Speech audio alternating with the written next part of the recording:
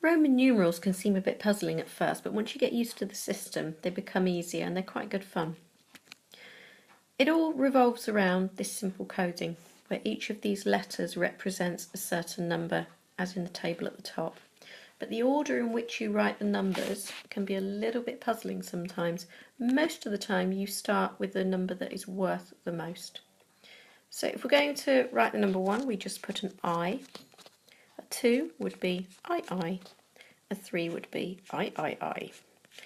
When you get onto a 5, you'd use a V. So when you do 4, because it's one less than 5, you say IV rather than doing I, which can be rather tedious. Moving on to 6, you've got the V, but you've got the I afterwards to show that you're adding 1. If the I comes after, you add 1. If the I comes before, you take 1 away. For 7, you'd have VII. For 8, VII. And then to avoid the I, you do IX, which means 1 before 10. 10 is an X, which incidentally is a V with an upside down V, so that's made out of 5 and 5.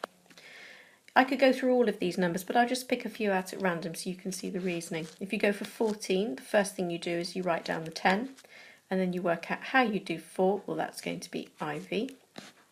For 18, first of all you start with your 10, and then how would you do an 8? You do a V for the 5, and then I for the extra 3. For 19, you go for the 1 less than 20. So start with the 10 that you've already got, and then to add that extra 9, 9 is 1 less than 10, so it's X, IX. For 20, you just have 2 X's, which means a 10 and a 10. For 23, you'd have XX, then your III. For 28, XX, VII.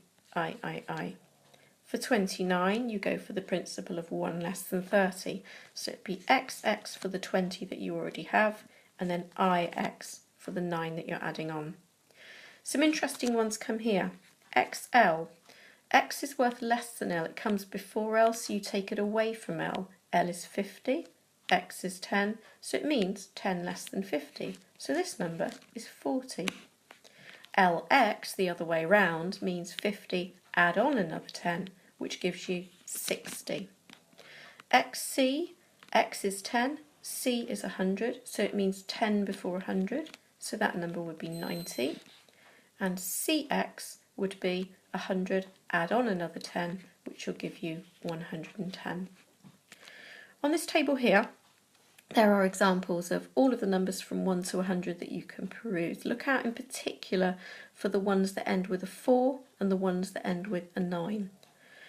Also, you can use the letter M for 1,000, and one activity that does come up quite often is writing down dates. They can be pretty tedious. If you go for the ones that start with the 2,000, that's quite easy because you've got your MM for your 2,000. And then to add on the 8, because there's no symbol for 0 at all, you just put the VII. This one here, 2014, MM for the 2000, nothing for the 0, and to make 14 you'd have XIV. Now for these ones, I don't know if I've got enough space to do these, to be honest. Let's see. We would have here an M for the 1000. For the 900 you would say 100 before 1,000, so that would be CM. For the 40 you'd have 10 before 50, which is XL. And then for the 8, I'm going to run out of space, I'll put it on the next line, we'll have VIII, but they should all be written on one line.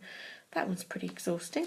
So next one, 1979, you're going to have M for the 1000, CM for the 900.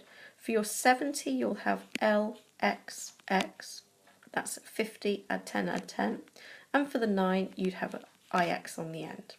Okay, well done.